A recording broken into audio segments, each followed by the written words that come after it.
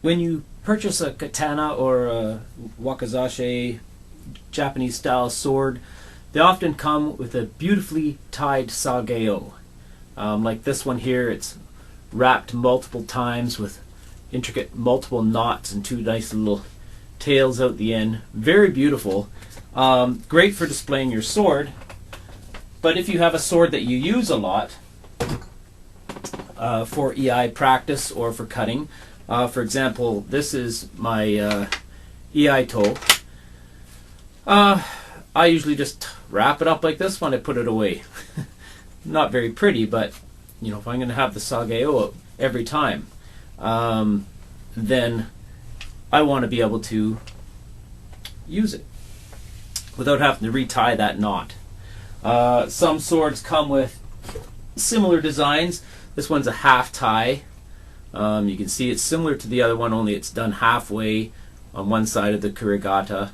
Again, very nice, but it would take a lot of practice and time to duplicate that every time you wanted to put your sword away, put it back up on your display or whatever. This particular knot I call a butterfly knot, and I learned it from a video online. That video is gone. There is a poor copy of it online, and it's very, very difficult to see, and the presentation isn't that well to start with. So anyway, this is the simple butterfly knot. And if you practice it a little bit, much easier to do without the sword in the saya. If you practice it a little bit and you get used to doing it, you can become fairly efficient at it, so that it only takes a couple of minutes each time you are done with your sword practice. Let's see how well I can do it here with the light in my face.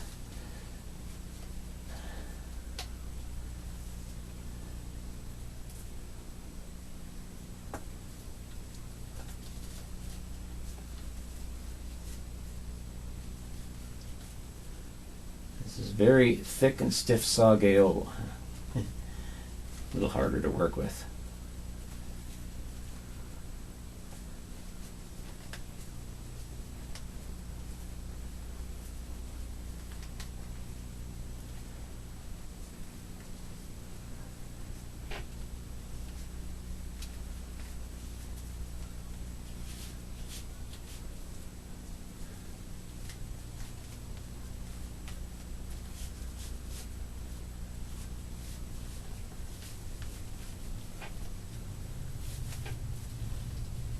And there we have a butterfly knot. Can be straightened and evened up there as much as you need to do. That's all I do on mine. It's quite simple. It shows up better on the other sword. But anyway, the benefit of that, like I said, is it's very quick and easy to pull apart to do your sword practice, and then just a couple of minutes. It can be done a lot faster than I do with a little bit of practice, and a lot neater. But anyway, I'll go through it real slow, and hopefully it is some help for you. Okay, so hopefully you can follow me on this. Here we go. I'm going up and over my finger, around the back of the saya, and making a loop and going through where my finger was, which creates a loop at the front, like that.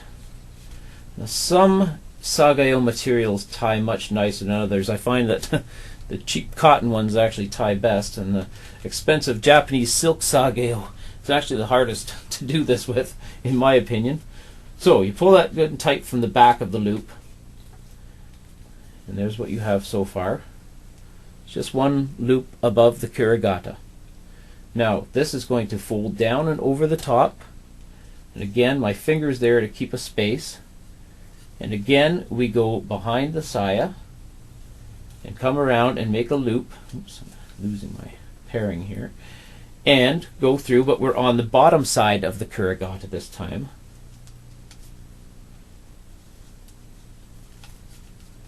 like that. Oops. Keep it neat. And again, pulling from the back of the loop, you can pull that good and snug. Now, the tail we have left over is going to go up and through these two loops that we made. And what I do is I loop my finger through there to hold it like that while I do the rest. The first thing I'm going to do is take this top loop that we folded over, and I'm going to use it to pull this top loop of the two loops snug. Just like that. And I'm going to go in behind, take this loop,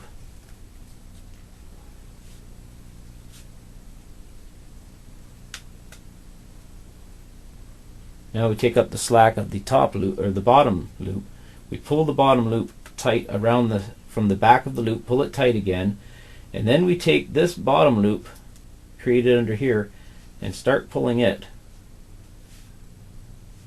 keeping it even. There we go. Get it snug. Now you see we have lots of this tail left over, so you pull up on the top one with your finger, pull down to the bottom one, up and down. The seesaw motion will draw in that tail until you got it to where you want it, sort of even. And there you can even it up and straighten it out and display it that way. Alright, one more time, a little closer, hopefully. Okay, we have our Sageo nice and snug. Finger, go over and around the back, pull it through there like that. Pull it snug from the back of the loop. Now bring this down over the top, and again around the back of the saya, under the kurigata this time, and with our second loop. So there's our two loops. Pull them tight from the back. This one can use some snugging up here. Doesn't matter that they're not exactly equal. And then we take our tail piece here and we go up through the loops and hang on to that one up there. Pull the top loop tight with this.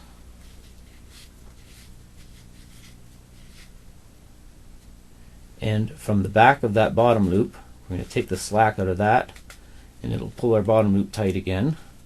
And then from this loop underneath here, just a little bit of bottom loop there, you're going to take that and pull it through. So it snugs up that second loop beside the first loop. And what we have is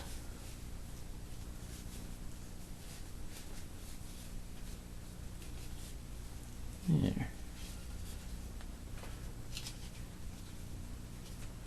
Well, that one ain't too pretty, but you get the idea. The more you practice this, the better you'll get at it. And I'm way out of practice, but you get the idea. There you go.